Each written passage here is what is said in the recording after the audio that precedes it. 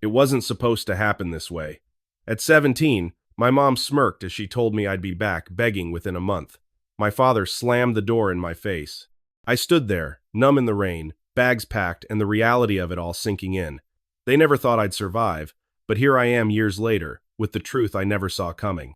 This is not a tale of failure. This is a story of survival. My survival. I wasn't the son my parents dreamed of. Their vision was rigid college, marriage, the American dream. They never understood me. I wasn't interested in memorizing facts for tests.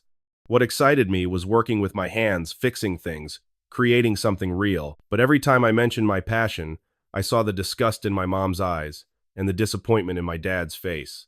Construction? Mom sneered. You want to be a blue-collar worker? Dad lectured. You're throwing away potential. You have opportunities, but you want to settle for this? I tried to explain what it felt like to create, to feel the satisfaction of a job well done, but they didn't listen. Their idea of success was set, and I was just an obstacle. People like us don't do that, Dad would say. Every test felt like a trap. Working on Judah's garage was when I felt alive, but my parents just saw me as a failure. The breaking point came when I told them about my scholarship to a trade school. Dad slammed the table. You're spitting in the face of everything we've done for you, Mom cried. Why can't you just be like everyone else? I don't want what you want, I said. I want something real. Dad said, if you don't follow the plan, you can get out. I didn't hesitate. Fine, I'll leave. I packed my bag and walked out, my world shattering in the rain. The door slammed behind me, sealing the finality of their words. It was April, just 6 weeks before graduation, the night everything changed. I sat across from my parents, the scholarship in my hand, ready to tell them about the future I'd built for myself. A path that wasn't in their plan, but one I could believe in. My heart raced. I expected disappointment, maybe frustration, but not the storm that followed. I got into the trade school, I said, my voice steady despite the tension. They offered me a partial scholarship based on my portfolio. My mom paused, her fork hovering over her plate. I could feel her gaze shift, full of judgment. Oh, Brady, this isn't what we wanted for you, she whispered, her voice trembling. You're throwing your life away. I tried to explain, but my dad cut me off, his face turning crimson. No son of mine is going to waste his life like that.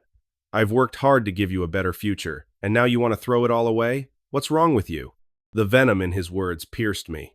My mom's tears were sharp, not gentle sorrow.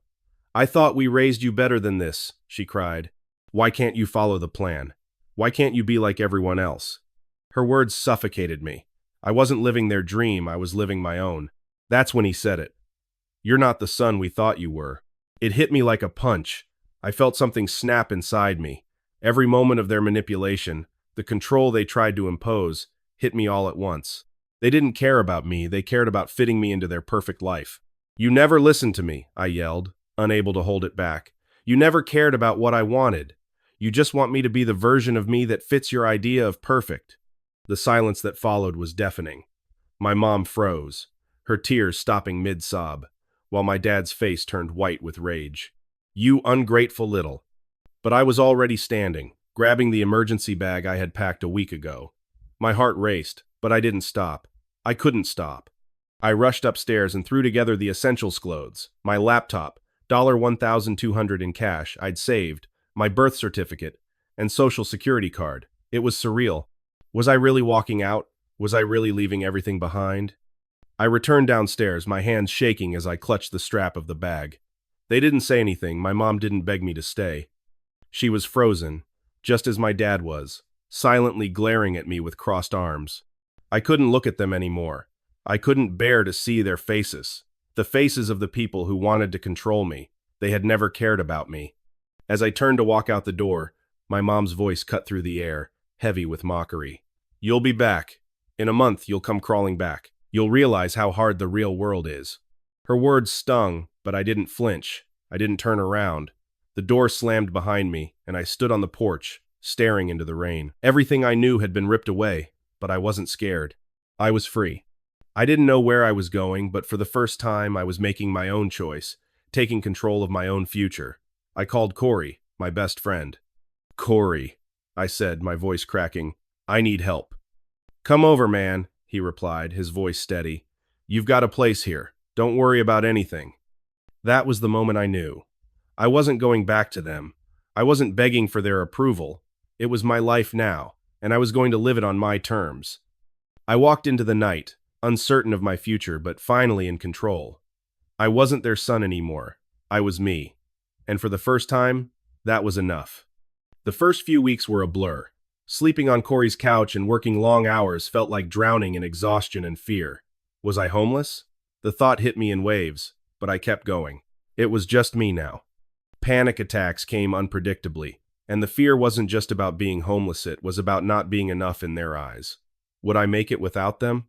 I worked at the diner and the hardware store, each day a blur, but with every hour, I proved them wrong. Every ache, every drop of sweat was a slap in the face to their predictions. They thought I'd fail and crawl back, but I didn't. I couldn't. No matter how many times they texted or guilt-tripped me, I stood firm. We miss you. We want to make things right. I deleted the messages without reading them. For the first time in my life, I felt in control. I didn't need their validation, but loneliness hit hard. It wasn't just the physical isolation, it was the emotional emptiness. I missed the idea of family, even the toxic version of it I had known. After a week, my mom called. "Brady, are you okay? We just want to make sure you're not doing anything stupid." Her voice was heavy with judgment. "You need us. You don't have to do this alone." I felt the pull, but I refused. "I'm fine. I don't need your help. I'm making my way, and you'll see. I don't need you to fix anything." Her disbelief was audible. "You'll see. You'll realize you made a mistake." I hung up and didn't look back. A few days later, my dad called. "Stop this nonsense and come home. This isn't you." His voice was a mix of anger and desperation. I could feel his manipulation. "I'm not coming back. I'm doing this my way. You can't change that." I ended the call, feeling empowered. It wasn't just about surviving. It was about thriving, making my own decisions without their shadow. Then came another text from my mom. "We're just so worried about you. If you don't want to come back, at least get your stuff. We can't keep everything forever." It was always the same. They didn't care about my well-being. They cared about their image. For a moment, I almost considered going back. But then I remembered how they had thrown me out. "I'm not coming back to get my stuff," I typed. "You can keep it. I'm done. I'm not your project anymore." I hit send, feeling a strange sense of finality. In that moment, I realized I wasn't the scared kid who had walked out in the rain. I wasn't their son anymore. I was me, and that was enough. Months passed, each day blending into the next with the same grind. I was learning, growing slowly, but surely. My hands, once soft from a life of comfort, were now rough and calloused from hours spent in the hardware store. Every job, whether it was fixing a broken faucet or installing drywall, felt like progress. I was no longer the scared kid who had left home with nothing. I was building something real-own project, one repair at a time. Then, Santiago, a regular at the store, took notice of me. At first, it seemed like just another customer needing advice, but one day he pulled me aside. "You know your stuff," he said, glancing over the list I'd helped him put together. "Ever thought about making this your full-time gig? I could use someone like you." That moment was a turning point. For the first time, someone saw Minot as my parents' disappointment, but as someone capable, someone valuable. It felt like a weight lifted. I started working with Santiago on small side jobs outside the store. With every project, my confidence grew. I wasn't just surviving, I was thriving. I made real money, enough to cover rent, eat well, and even save a little. I found a small apartment with a laid-back roommate who didn't bother me much. The fear that had followed me in those early days started to fade. I was no longer dependent on Año even on my parents' approval. But just when I thought I was getting my life together, my phone buzzed. A text from my mom. "We miss you." The timing hit me like a punch to the stomach. I hadn't heard from them in months. Months! And now, out of nowhere, they were reaching out. I ignored it at first, not wanting to go back to the toxic environment they'd created. But then it came again, the next day. "I know things have been tough, but we're still your family. We miss you." Guilt. That familiar weight settled in my chest. Why now? Why didn't they reach out when I was struggling, trying to survive on my own? Why didn't they care when I was on the floor, trying to get back up? They were just trying to manipulate me, just like they always had. And then came the phone call. My dad's voice was shaky, almost pleading.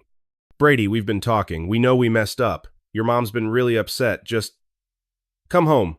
We can fix this. You can't do it alone forever. I felt it, the manipulation, creeping in like smoke through a crack in the door. It wasn't an apology. It was a tactic, a way to reel me back in, to make me the person they wanted me to be. No, Dad, I said, the words coming out steady but resolute. I don't need you. I don't need you to fix me. I'm not broken. I'm doing this on my own. Silence on the other end of the line. Then, don't you want your family back? Don't you miss us? What if you're making a mistake? I'm not making a mistake, I said firmly, then hung up. Their manipulation lingered, suffocating me in the quiet that followed. But here's the thing they didn't understand. I did miss them. I missed the idea of family, the holidays, the moments of warmth. But the reality of the family that had kicked me out without hesitation, that wanted me to fit into their perfect mold, wasn't what I needed anymore. I wasn't going back. Not like this. The next few weeks were a mix of relief and anger. Relief that I was building something real, something on my terms. Anger that they thought they could just waltz back into my life after all the damage they'd done. I was making my life, piece by piece, and I wasn't going to let them undermine it. The texts and calls came again. They didn't stop. Each time I deleted them without a second thought. I had learned something about myself. I didn't need them anymore. For the first time in my life, I felt like I was the one in control. I wasn't their puppet anymore. I didn't need their validation to know I was enough. The messages kept coming, but each time I saw their names on my screen, I just smiled, closed my eyes, and deleted them. This time, I was choosing my own future, not theirs. Then, one day, my mom showed up at my door. She looked different, older, a little more desperate. She wanted money, really. And the words she used cut deep, because they reminded me of everything they had done. The way they had thrown me out, and now she was asking for help. Her eyes were full of guilt, regret, but it didn't change what had happened. I told her I couldn't help. She left disappointed, without even acknowledging how far I'd come. But the worst was yet to come. That night, I saw a post from her on Facebook, begging for help. "We're struggling," it said. "We're blessed to have our son Brady supporting us through this." I hadn't sent a dime. She was manipulating the entire family to pressure me, the final straw. Lydia, my girlfriend, sat with me that night as I tried to make sense of it all. "You don't owe them anything," she said softly, her hand on mine. "They didn't care about you when you needed them. They don't get to control you now." And she was right. I owed them nothing, not after everything they had done. I felt the weight lift off me. It was time to let go. Time to step fully into my own life. Without them, as I tried to move on, life threw more curveballs. I had just started to feel like I was making some real progress, finding my feet, building my own life, and then the phone rang. It was an unknown number. I hesitated, wondering if it was my parents trying to worm their way back in again. But then I saw the name, Uncle Rick. It's strange how much trust you can place in someone, how easily you can forget the cracks in a relationship when it suits you. Uncle Rick was one of those people who always smiled when he spoke, always had a way of making you feel like you were the center of his world, even though deep down, something always felt a little off. "Hey, Brady, it's Rick." His voice was low and cautious, almost like he didn't want to speak too loudly. "Listen, I know you're doing your own thing now, but there's something I need to tell you. Something you need to know about your folks." I froze, the hairs on the back of my neck standing up.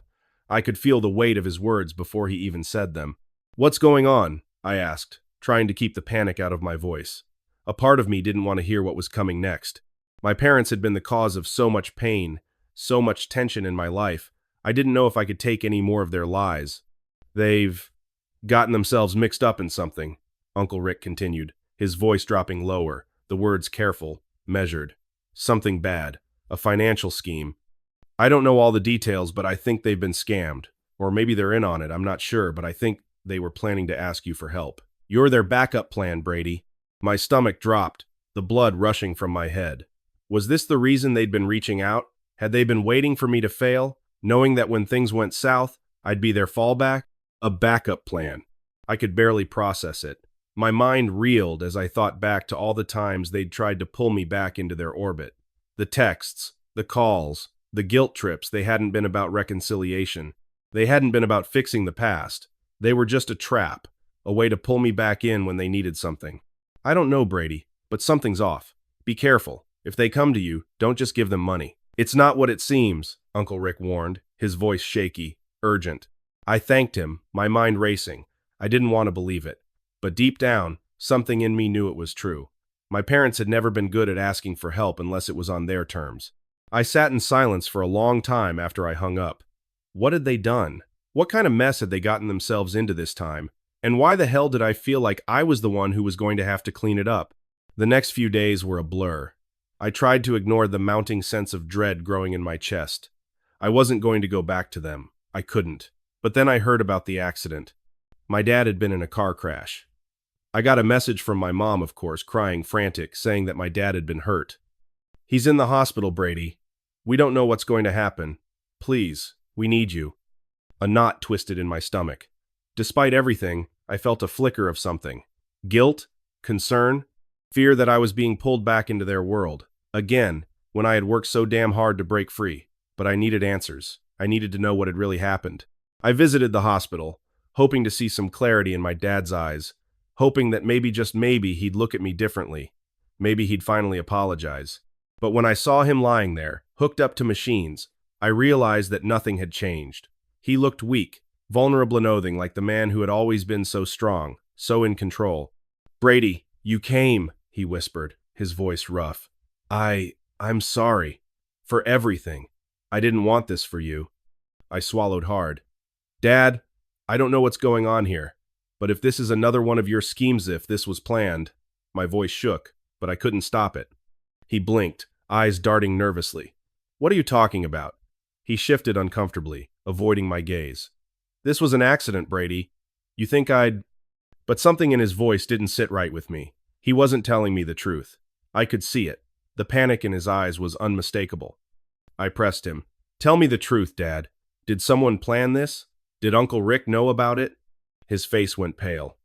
What do you mean, planned? I didn't let him finish.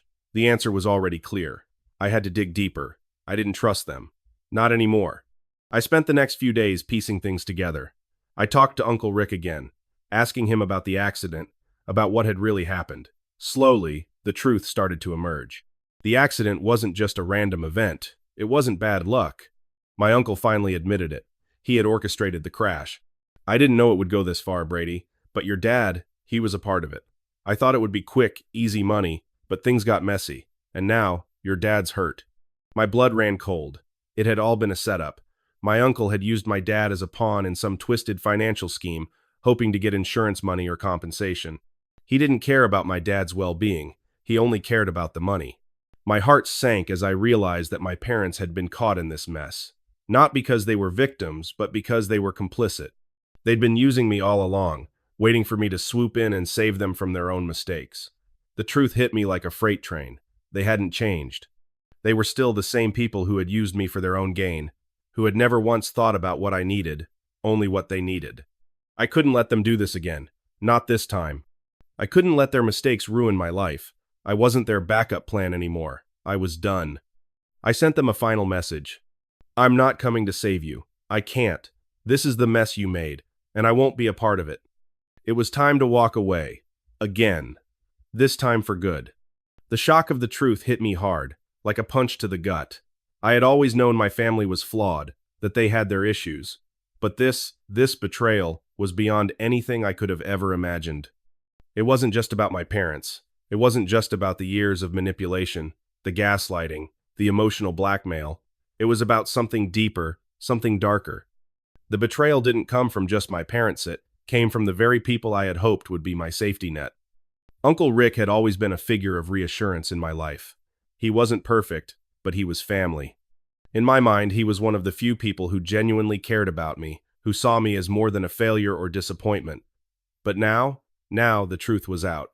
He had used my dad's vulnerability, his desperation, to orchestrate a car accident.